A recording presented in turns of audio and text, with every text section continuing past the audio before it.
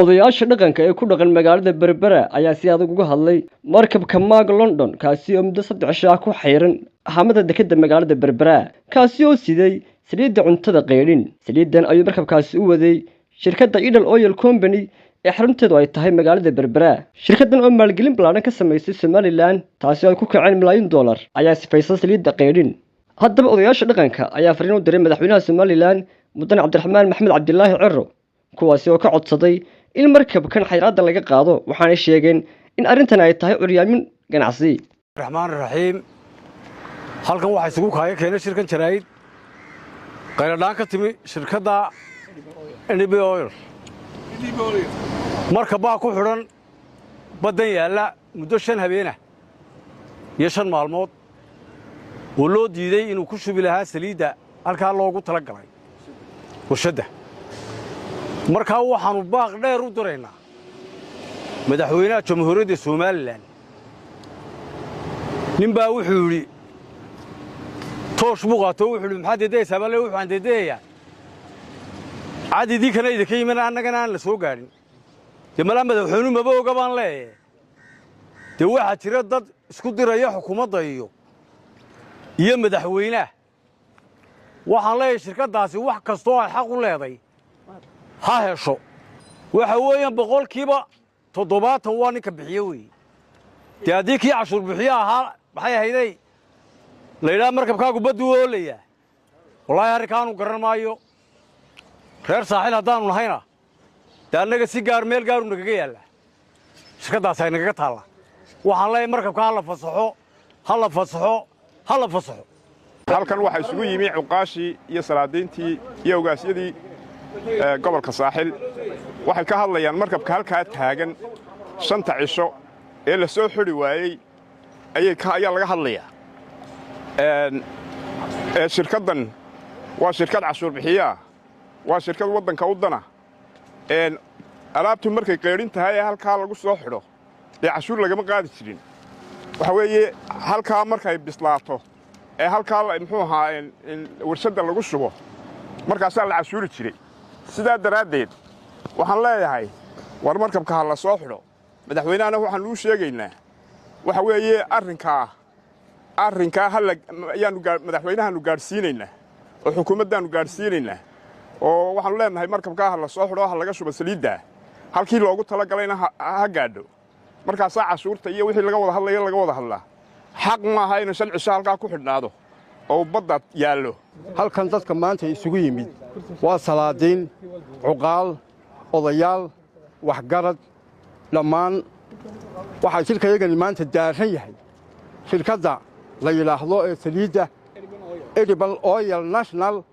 ma aha shirkad qariiba waa shirkad muwaadina waa shirkad lamida shirkadaha yimaada Somaliland uguna fadalacad uguna shaqaalo badan uguna horumarin badan shirkadaha Somaliland yimaada waxa loo sameeyay cashuur dhaaf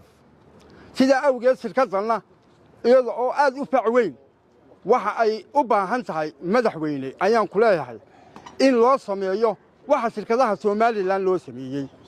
haddii aanu nahay uqaasha halkan isugu joogta iyo salaadiinta shaqaalaha ay qorasay lacagta ka baxday waxa ay soo kordhinayso cid kastaba saqiir iyo kabiir waa la garanaya sida awgeed waa in si aad u fadalacad annagoo ka codsanayna si aad u fadalacad oo fiiro gaar ah wax soo saarka ay leedahay shaqaalaha ay leedahay maalgashiga ay leedahay wax korarka ay Somaliland gelinayso iyada in fiiro laga dhigaabay hadaan kula anigu madaxweyne laakiin waxaanu ku leenahay shirkadaha Somaliland hala mid noqoto wixii laga dhaafay laga dhaafo shirkadda markabka halka taagan hal soo xiro shaqada hal bilaabo ma cid dadka wax u kordhinaysa iyo dalka wax u kordhinaysa la dagaalamaya mise cid dalka wax yeelaysa la dagaalamaya waxa la dagaalamaya dadka dalka wax yeelaya laakiin kumbani dadka iyo dalka hore u marinaya oo wax soo saar soo gelinaya oo intaas oo kun oo qof oo shaqaale ah maanta dalkeena xaaladiisu yahay waad ogtahay inta maanta ka shaqaynaysa ee reerkoodu bariiska dabka saaray laga baqtiin maayo kumbaniga Idle Oil National wixii loo suulo geliyo ha loo soo socodsiyo ha loo soo xiro ha loola dhaqmo si muwaadin annagana iyaan lana tusin wax khalada waa khalad marka shirkadaha caalamka ee Soomaaliland jooga si gaar ah loo yarsaabto shirkaygan jaraa'id halkan isku dheeman odayaashii wax garadka halkan ku dheeyihiin waxaanu ka hadlaynaa maanta marka halka shidaalkeeda sida 3 maalmood halka ku xaniban ayaan madaxweyne kala hadalna ku soo gaarsiinayna waa dalka waxa weeye waa waxtarkii dalka waa horumarkii dalka waxaanu leenahay dadka wax badan baa jira madaxweyne hoos wax weey dadkaaga way ku ogolyiin waan kula shaqaynaynaa dhammaan dadkaaga waa ku heegan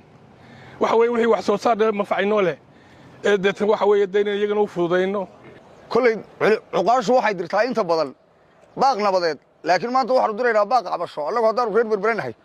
cabashadaanu dirayna madaxweynaha waxaanu leenahay shirkaddan DP World Oil shidaalkeedu wuxuu taagan yahay 7 saliideedu waxay taagan tahay badda ee madaxweynaha waxaanu leenahay sida shirkadaha kale loola dhaqmo annagoo baaq cabasho dirayna waxaanu leenahay sida shirkadaha kale loola dhaqmo wax ka siyaada ah yaan loola dhaqmin sida laajigeed qof dana gaar ah oo dawladda u shaqeeya hadii uu attack sameeyo ee xukuumadda iyo gobol ahaan iyo cid walba waxba yeelaysaa marka anagoo taa ka duulayna waxaan u sheegaynaa ciddii shirkadda attaagtay ee dawladda u shaqeynaysay iyo gobolkana waxba yeelaysaa xukuumaddana waxba yeelaysaa madaxweyne markaa waxaanu leenahay fasax saliidda shirkaddan DP Oil waxay gelisay warshad bay samaysay ilaa 10 milyan bay gelisay markabkaasna ilaa 30 milyan buu sidaa hantida intaa leeg cid isticmaashay ma jirto si kuwa kale ugu dhiiradaan mudane madaxweyne waxaan leenahay si degdeg ah la soo xidho waxaan kala raacinayaa warshadda waxa ka shaqeynaya 500 oo qof baa ka shaqeynaya halkii saliid khaliya la keeni jiray isagu dalkeena ku safaynaya ilaa 500 baa ka shaqeynaya qof shaqaale loo qoray oo u diyaar ah shaqaalaha loo qoray yaa la xanibin inuu jaayso la siyaaba bahayd si loo dhiirado kii wax keenay ee tacabka geliyay ee maalka geliyay haddii la cuno qabateeyo oo qof shakhsi uu cuno qabateeyo oo dawladdu ku eegto waa dhibaato weeyaan arrinkaa waxaan leenahay cabasho ma amar baa markuu bixin si degdeg loo soo xidho haba caban maynaa annagu markabka la soo xidho haddii kale wixii ka yimaada deegaan ahaan iyo gobol ahaanba madaxweynaha ka mas'uula annaguna fariinta madaxweynaha waa gudbinay waxaan baaq u diraynaa madaxweynaha jamhuuriyadda Soomaaliland madaxweyne Cabdiraxmaan Maxamed Cabdilaahi Cigaal waxaan u leenahay madaxweyne dalka in wax lagu soo kordhiyo loo baahan yahay in dalka wax loo dhimo looma baahna shirkadaha wadanka maal gashada ee wax geliyay waxay ku haboon yihiin in la soo dhaweeyo in wax lala qabto in wax loo dhowro oo loo tulo haddii aynu shirkadda cidii maal gelinaysa wadanka aynu cidhiidhi gelinada cidii noogu imanaysa inuu cidloobayaa waxaanu ku leenahay madaxweyne shirkadda DP Oil ee markabkeegu 5 maalmood halka dekada taagan yahay ee shaqaalihii iyo nidaamkii iyo wixii badda ay kala kacayaan waxaanu ku leenahay u fudaydi oo si gaar ah yaan isaga la bartilmaameedna loola isticmaalo sida shirkadaha la nooca loola isticmaalo waxaanu ku leenahay madaxweyne wax walba fiiro gaara dad waxa laga yaabaa in dad kula shaqeynaya qaar kugu duwinayaanba ayaanu diraynaa baaqa waxaanu diraynaa aanu leenahay markabka saliidda qeerisida ee halka 5 cisho taagan baddaas lagu cuno qabataydayo dadka ka shaqeyn doona waa 1200 weey 1200 qof baa ka shaqeyn doona lacagta lagu dhisay halka lagu dhisay waa 10 bilyan weey tuusidaana 30 bilyan weey waxa soo hantiya ayuu dalka u soo kordhiyay ama shaqaalaha uu qaadarayo waa wax qabad weey waa harumar weey waxaan leenahay halka ayaan lagu hayn 5 maalmood baa lagu hayay annagu cabasho dirmayna baaq baanu diraynaa madaxweyne aad baad u mahadsantay dalkana si wanaagsan baad u wadaa nin dalka qarribana looma baahno wax ku sheega nin dalka dhisaa loo baahan yahay dad kula dhisaa loo baahan yahay madaxweyne waxaanu leenahay markabka si degdeg ah looga soo xiro wuxuu xaq u leeyahay shirkadaha kale xaq u leeyahayna hal mariyo waxaan halkan isugu kaaya keenay shirkad la yiraahdo National DP Oil Company oo dalka soo keentay saliid oo la leeyahay 5 cisho ayuu ku xirayay 5toodii habeen ku xirayay badda ku xilibay madaxweyne dalka wax loo soo kordhiyo ayaynu isku ogeyn laakiin la alqaday ninkii wax soo kordhinaya isku mayna ogeyn ka wax duminaya taageersanaya madaxweyne marka wax duminaya taageersanaya wax soo kordhinaya waxa weeye dalka wuxuu soo kordhinaya dadkii oo shaqo hela inaan cashuur wixii uu xaq loogu yeesho oo uu bixiyo kii wixii waxba yeelay dalka keenaya dalka loo yidka bawdanaaba wixii salaxnimaya arrinka fiiro gaar ah loo yeesho madaxweyne waxaan leeyahay ma taa gaar baan ugu socdaa in badan bay dawladda caburin badan waa dul qaadan maanta laakiin ka dul qaadan mayno shidaalka haddii aan hore arrinkiisa waxba looga qaban saliidda haddii aan wax laga qaban waayo dee waynu sognay mudane madaxweyne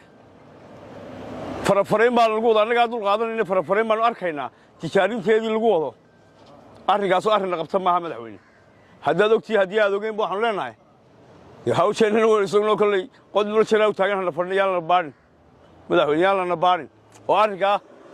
saliiddaa si degdega wax looga qabto waanu dul qaadannay in badan farafarayn shirarkii hawlo badan baa jira madaxweyne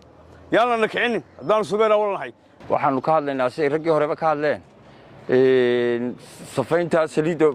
shirkadda saliidda safaysa ayaanu ka hadlaynaa shirkadda waxa leh nin subeer awala waxa weeyaan shirkaddu waa shirkadda berbera saliidda safaysa wasiirka maaliyadda soo galay ee arrinkaa faraha la soo galay waxaanu leenahay madaxweyne ka qabo oo naga qabo madaxweyne kursigii baanu idin saarnay ganacsiga dee ha nagu qabsanin mar haddaannu kursiga ku saarnay ganacsigii ha nagu qabsanina naga waa curyaamin wasiirka maaliyadda qabo oo naga qabo waddadaa ha maro shirkaddeeduna ha shaqayso oo ha socoto markabkaasi iminka 7 cishuu taagnaa badda waxaanu la mid yahay maraakiibtii hore ee iman jirtay ee halkaas saliiddooda lagu safayn jiray waa markabkii la mid ah waxaanu u qabsaday ee u calaamadsaday wasiirka maaliyaddu arrinkaasi waa arrinna taabanaya oo aanu ka damqanayno meel la taabanaya maadaama annagu kursigii ayaa haysataan mar haddaa kursigii haysataan inaad nagu faragelisaan may hayn oo wasiirkaaga maaliyaddu aw taabto kuwii horena firii ka dhigo kaayagana xanibo waa dhaqaale burburin taa yeeli mayno mana dhacayso waxa weeye haddii ay cayn ka xamse jaamac yare telefishinka caalamiga Sky Cable TV magaalada Berbera